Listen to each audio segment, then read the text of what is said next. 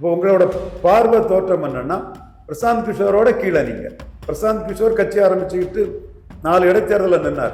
அப்போ நீங்க கட்சி ஆரம்பிச்சுட்டு லெட்டர் பேடா இருந்தீங்கன்னா என்னைக்கு கடல்ல அலை போயிடுறது, என்னைக்கு நீங்க கடல்ல பிடிக்க போறீங்க?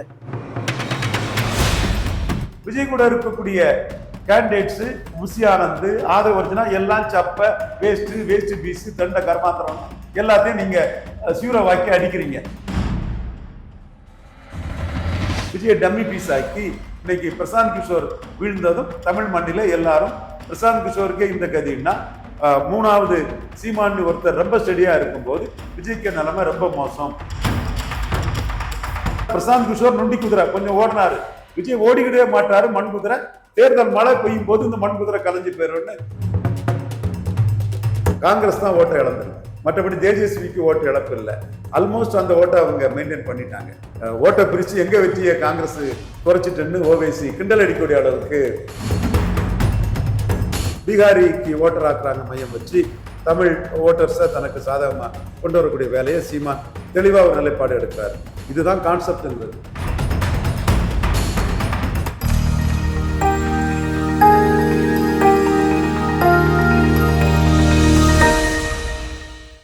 வணக்கம் நேயர்களை, நான் உங்கள் தொகுப்பாளினி லோகசுஜி.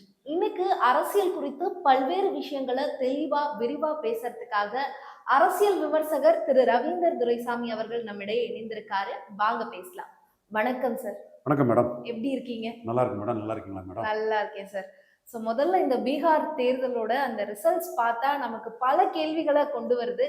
முதல் கேள்வி, பிரசாந்த் கிஷோருடைய இந்த படுதோல்வி. அங்க பிரசாந்த் கிஷோர் தோல்வி அடைஞ்சோடனே மக்கள் இந்த பக்கம் விஜயை பார்த்து திரும்பிட்டாங்க.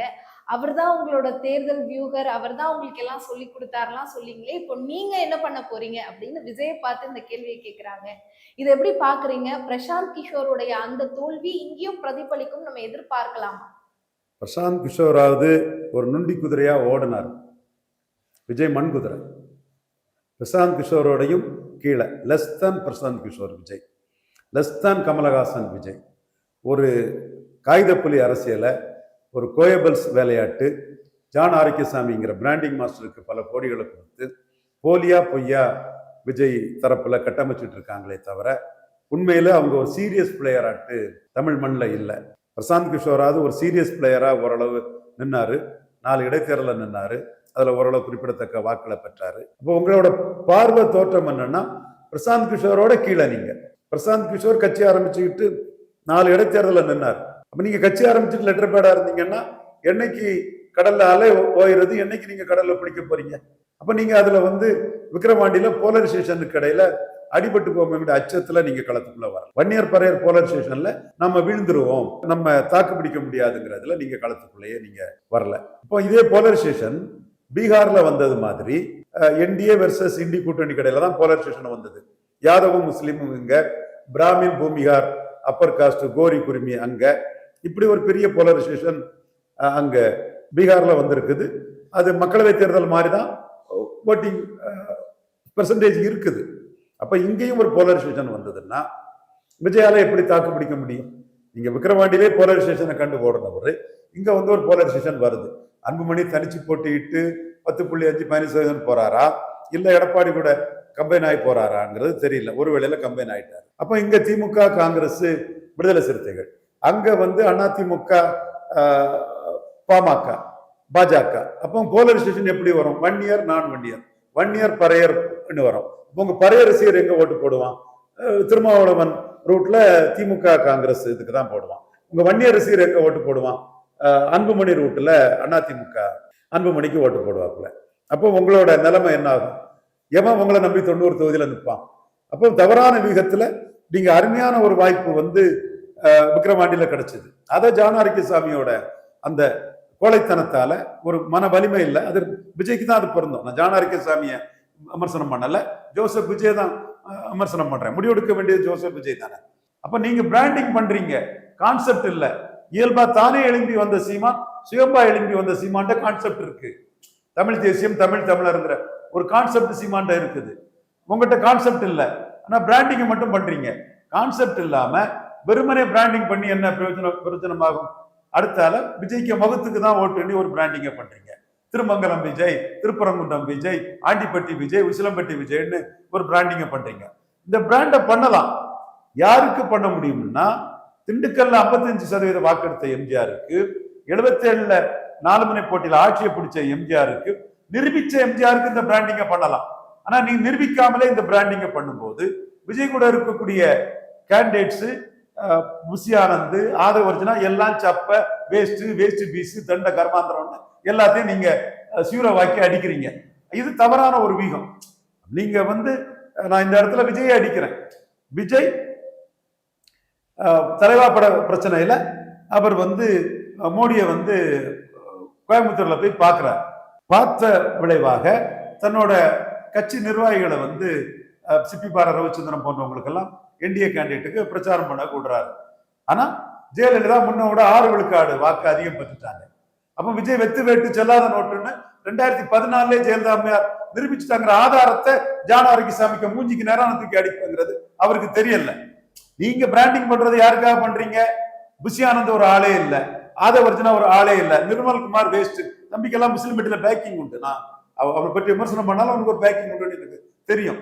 அப்ப நீங்க இந்த ஒரு இதை விஜய் கூட இருக்கவனே டம்மி பீஸ் வேஸ்ட்னு காட்டுறதுக்காக ஒரு இதை பண்றீங்க. அதை பண்றதுக்கு விஜய் தகுதியை நிரூபிச்சுட்டாரான்னு என் கேள்வி கேட்கிறேன். அடுத்து நீங்க கள்ளக்குறிச்சி சாராய சபை பாத்தீங்க, தலைவா எல்லாமே நடந்தது. ஆனா 20 விழுக்காடு விஜய்க்கு விக்கிரவாண்டியில ஓட்டு இருக்குங்கிற ஒரு பொய்யான கட்டமைப்பை நீங்க சொன்னீங்க. அப்படி இருந்ததுன்னா போலிங் கூடி இருக்கக்கூடாது, திமுகவுக்கு போலிங் கூடி இருக்கக்கூடாது, நோட்டாவுக்கு ஓட்டு குறைஞ்சிருக்க கூடாது. இந்த 3 விஷயமே நீங்க விக்கிரவாண்டியில நீங்க ஒண்ணுமில்லைன்னு அது நிரூபிச்சுட்டு, நீங்க ஒரு நல்ல ப்ராடக்டை வச்சுக்கிட்டு கம்ப்ளீட்டா சந்தர்ப்பவாதம் சுயநலம் பச்சை பண்ணி பிரசாந்த் கிஷோரை ஈக்குவேட் பண்ணி பிரசாந்த் கிஷோரை பெரிய ஆளா காட்டி அவரை பெரிய பிம்பப்படுத்தி விஜய் நிகழ்ச்சியை பிரசாந்த் கிஷோர் நிகழ்ச்சி மாதிரி காட்டி விஜயை டம்மி பீஸ் ஆக்கி இன்னைக்கு பிரசாந்த் கிஷோர் வீழ்ந்ததும் தமிழ் மண்ணில எல்லாரும் பிரசாந்த் கிஷோருக்கே இந்த கதின்னா 3வது சீமான்னு ஒருத்தர் ரொம்ப ஸ்டெடியா இருக்கும்போது விஜய்க்கு நிலைமை ரொம்ப மோசம்ங்கிறத எல்லாரும் சொல்லக்கூடிய அளவுக்கு நான் அதையும் தாண்டி ஒரு ஸ்டெப் போய் ஃபர்தரா போய் சொல்றேன். விஜய் மண் குதிரை, பிரசாந்த் கிஷோர் நொண்டி குதிரை கொஞ்சம் ஓடினாரு, விஜய் ஓடிக்கிட்டே மாட்டாரு மண் குதிரை. தேர்தல் மழை பெய்யும் போது இந்த மண் குதிரை கலைஞ்சு போயிடும்னு தெளிவா சொல்றேன். பிரியன் முகத்துல கரி பூசப்படும், ரங்கராஜ் பாண்டே முகத்துல கரி பூசப்படும். விஜயால 214 கேண்டிடேட் போட்டுவிட முடியாது. அதற்குள்ள கொள்கை இல்லை, கான்செப்ட் இல்லை, ஒரு தத்துவம் இல்லை. முழுக்க ஒரு காகிதப்புலி அரசியல், ஏட்டுச்சுரக்க அரசியலை பண்ணி பிரசாந்த் கிஷோர் பின்னடைவு சந்திச்சதும் விஜய்க்கும் அந்த நிலைமை தாங்கிறது மக்கள் மத்தியில் இன்னைக்கு தெளிவாயிட்டு. இப்போ இந்த பிரசாந்த் கிஷோர் இவர் நீங்க சொன்னீங்க நொண்டி குதிரை அப்படின்னு சொன்னீங்க. அவர் இறங்கி வேலை பார்த்தாரு. பீகார் தேர்தல்ல எல்லா கிராமங்களுக்கும் போனாரு, இறங்கி வேலை பார்த்தாரு. அப்படி வேலை பார்த்துமே பிரசாந்த் கிஷோர் தேர்தல்ல போட்டியிட மாட்டேன் அப்படின்னு ஒரு பேக் வந்தாரு. அப்படி இருக்கும்போது விஜய் அவர்கள் இங்க இன்னும் இறங்கவே இல்லை அவர் களத்துல. இப்ப இவர் தேர்தல்ல அவரை மாதிரியே இவரும் இறங்குவாரா, இல்ல எல்லாரும் இறக்கி விட்டுட்டு வேடிக்கை பார்ப்பாரான்ற கேள்வி வருது. இறங்க மாட்டாரு. அவர் திருச்சி கிழக்குல நிப்பன்னு சொன்னாரு. நானே சொன்னேன், இந்து கிறிஸ்டின் பிரச்சனை இருக்கு, நீங்க வன்மத்துல மோடியை எதிர்க்கிறீங்க. நீங்க சிஏ எதிர்ப்புங்கிறது ஒரு மோடி மேல உள்ள வன்மம், வக்போர்டுங்கிறது மோடி மேல உள்ள வன்மம். மொத்தத்துல நீங்க மோடி மேல உள்ள வன்மத்தை காட்டுறதுனால நீங்க திருச்சியில கிழக்குல நின்னீங்கன்னா இந்து வெள்ளாளர்களை திரட்டி நாங்க பாலகிருஷ்ண பிள்ளைன்னு ஒரு வெள்ளாளரை வெற்றி பெற செய்தது மாதிரி அந்த இது அடைக்கல்ராஜ் குடும்பத்துல சேர்ந்த எமிலி நினைக்கிறேன் அவங்க பேரு, அவங்கள தோக்கடிக்கிறதுக்கு இந்து பேக்லாஷ் திருச்சியில உருவாக்குன மாதிரி திருச்சி கிழக்குல நின்னா 30,000 ஓட்டுல ஜோசப் விஜய் ப்ரோவை தோற்கடிப்பாங்கிறத நான் ஏற்கனவே டிக்ளேர் பண்ணியிருந்தேன். அவரு நிற்பாருன்னு எனக்கு தெரியல, தோணல, நிற்க மாட்டாருன்னு தான் நான் கருதுறேன். பிரசாந்த் கிஷோர் பாதையில விஜய் நிற்க மாட்டாருங்கிறதா என்னோட கருத்து. கண்டிப்பா அவர் தேர்தல்ல நிக்க மாட்டாரு, அவருக்கான கட்சி செயல்படும் அப்படின்னு சொல்றீங்க.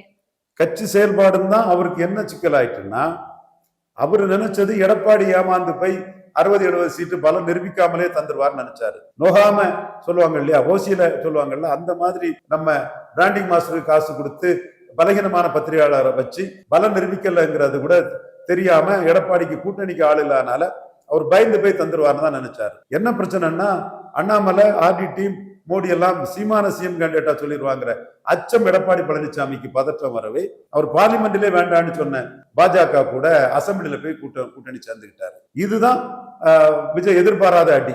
பாஜக மைனஸ்ன்னு பார்லிமெண்ட்லேயே தள்ளினவர் அசம்பிளிக்கு தள்ளுவார்னு அவர் நினைக்கல.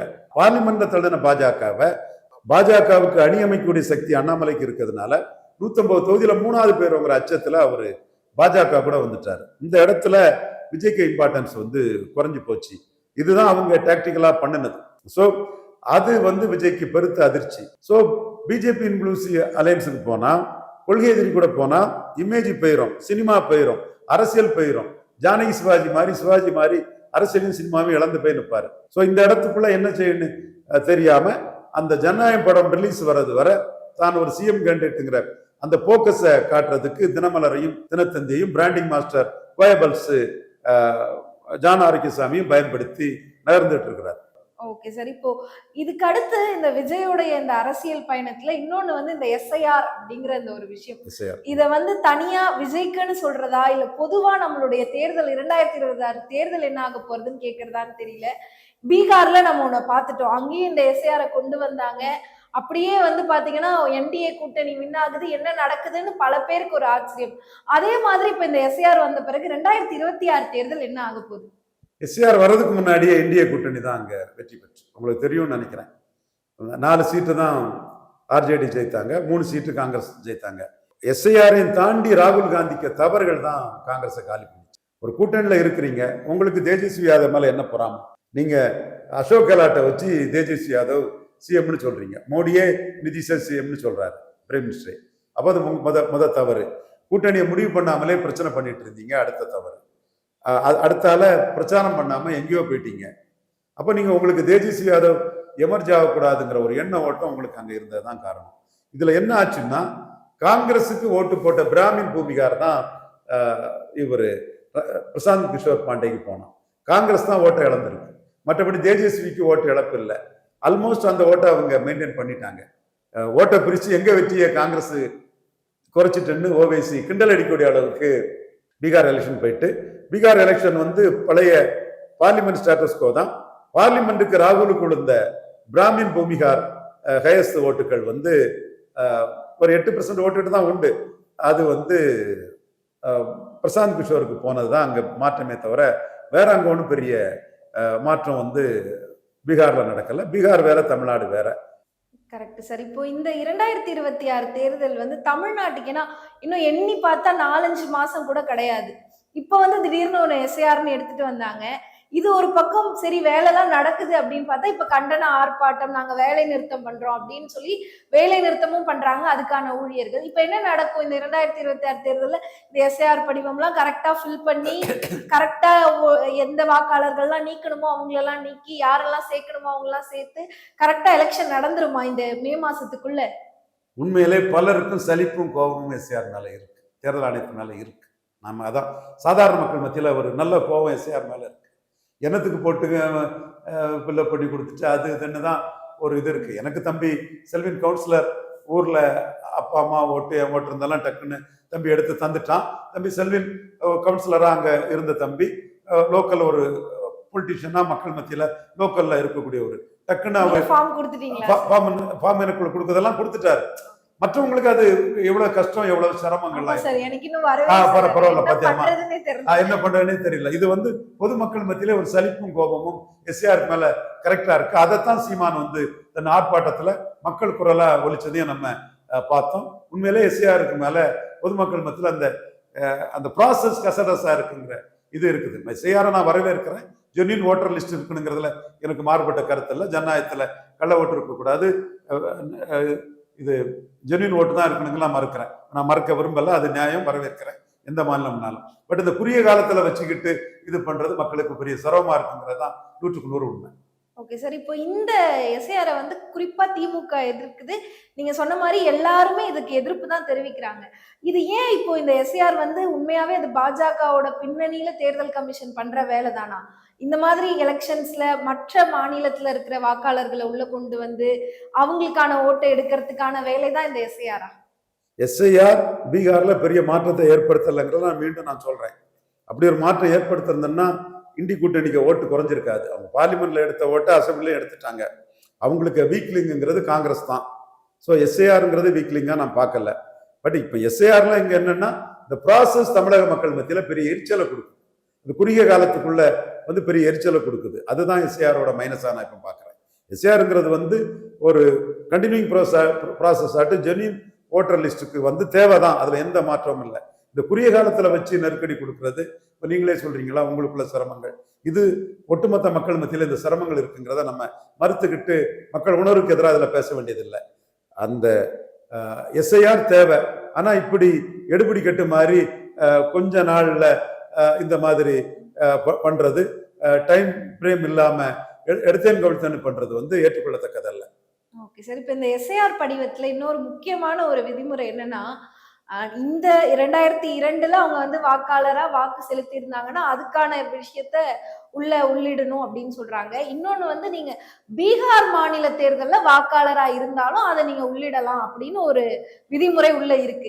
இப்ப இதை எப்படி பாக்குறீங்க? இதனாலதான் நான் முதல்ல அந்த கேள்வியை கேட்டேன். ஒருவேளை பாஜகவுக்கு இந்த எஸ்ஐஆர் தேர்தல் கமிஷன் எஸ்ஐஆர் மூலமா உதவுறாங்களா அப்படின்னு. இப்ப பீகார் மாநில வாக்காளர்கள் தமிழ்நாட்டு வாக்காளர்களா மாறுறாங்கன்னா அப்ப எஸ்ஐஆர் எதுக்கு? பீகாரிகளை இங்க ஓட்டர் ஆக்குறதுக்குள்ள ஒரு இதுதான் நேஷனலிஸ்ட்ங்கிற லெவலில் பாஜக பண்றாங்க. அதை நாம் தமிழர் சீமான் ஓப்பனாட்டே அடிச்சிட்டாரு. ஸ்டாலின் அதை ஓப்பனாக சொல்ல முடியல, எடப்பாடி ஓப்பனாக சொல்ல முடியல, விஜய் ஓப்பனாக சொல்ல முடியல. கவனிச்சிங்களா? எடப்பாடி சொல்ல வேண்டிய அவசியம் இல்லை, அந்த கூட்டணியில் இருக்கிறாரு. ஸ்டாலினால சொல்ல முடியல, விஜயால சொல்ல முடியல, சீமான் அதை சொல்றாரு. காரணம், பீகாரி தனக்கு ஓட்டு போட மாட்டாங்க, பீகாரிக்கு ஓட்டர் ஆக்குறாங்க மையம் வச்சு தமிழ் ஓட்டர்ஸை தனக்கு சாதகமா கொண்டு வரக்கூடிய வேலையை சீமான் தெளிவா ஒரு நிலைப்பாடு எடுக்கிறாரு. இதுதான் கான்செப்ட்ங்கிறது. எடப்பாடி ஜான் ஆரோக்கியசாமி கிட்ட கான்செப்ட் இல்லை, சீமான்கிட்ட இயல்பா சுயம்பா வளர்ந்தவிட்ட கான்செப்ட் இருக்குது. பறையர் தேவேந்திர குல வேளாளருக்கு 5 விழுக்காடு உயர்த்தி கொடுக்கணும், அவர் மட்டும்தான் இதை கேட்கிறாரு. விஜய்க்கு கான்செப்ட் இல்லை, தமிழ் அட்டவணை பிரிவு சமூக சகோதரர்கள் பறையர் தேவேந்திர குல வேளாளருக்கு 5 விழுக்காடு உயர்த்தி கொடுக்கணும், அவங்க வாழ்க்கை தரம் உயரணும், அவங்க கல்வி வேலை வாய்ப்பு உயரணுங்கிறதுல விஜய் கிட்ட கான்செப்ட் இல்லை. தன் முகத்தை பார்த்து ஓட்டு போட்டுருவாங்கன்னு முட்டாள்தனமா ஒரு பிராண்டிங் வேலையை பண்ணிட்டு இருக்காங்க. கான்செப்டை வச்சுதான் அரசியலை தவிர பிராண்டிங்கை வச்சு அரசியல் இல்லை. ராதிகா சரத்குமார் போய் நின்று திருமங்கலத்துல போன கதை தான் விஜய்க்கு வரும் ஒண்ணு. அடுத்து வந்து டாஸ்மார்க் வேண்டான்னு சீமான் சொல்றாரு. அப்போ போதை கூடாதுங்கிறது சீமானுக்கு கான்செப்ட். போதையை பற்றிய எந்த கான்செப்டே இல்லாம பாட்டலுக்கு 10 ரூபான்னு கரூர்ல போய் செந்தில் பாலாஜியை விமர்சனம் பண்ணுனா ஒரு பிராண்டிங் கிடைக்கும், ஒரு முக்கியத்துவம் கிடைக்கும். செந்தில் பாலாஜி ஒரு டிஎம்கேல ஒரு பெரிய பவர்ஃபுல் ஆர்கனைசர், அவரை இது பண்ணா அவருக்கு எதிர்ப்பு குரூப் எல்லாம் அடிச்சுட்டாரு செந்தில் பாலாஜின்னு சொல்லுவாருன்னு ஒரு பிராண்டிங் பண்றாரு. சீமான் கல்லுக்கு அனுமதி கொடு, பணம் பால் தென்னம்பால்னு சொல்லி டாஸ்மார்க் கூடாதுங்கிறாரு. இது கான்செப்ட். இப்படி எஸ்ஐஆர்ல விஜய்க்கு கான்செப்ட் இல்லை. பீகார்காரங்களை இங்க சேர்க்கறதுல தப்புங்கிறாரு சீமான். சரியா தப்பாங்கிறதுல மாறுபட்ட கருத்து இருக்கலாம், பட் சீமானுக்கு கான்செப்ட் அது தப்புன்னு வாங்கி அடிக்கிறாரு. இதை ஸ்டாலினால சொல்ல முடியல, விஜயாலையும் சொல்ல முடியல. சோ இந்த புள்ளி தான் வெறும் பிராண்டிங்கை மட்டும் வச்சு அரசியல் நிற்காதுங்கிறத பிரசாந்த் கிஷோர் பாடம் படிச்சுட்டாரு, விஜய் இங்க பாடம் படிப்பாருங்கிறதா நம்மளோட கருத்து. அரசியல் குறித்து பல்வேறு விஷயங்கள் சொன்னீங்க சார். நிறைய கேள்விகளுக்கு பதில் கிடைச்சது. உங்களுடைய நேரத்துக்கும் தகவலுக்கும் ரொம்ப நன்றி சார். நன்றிம்மா.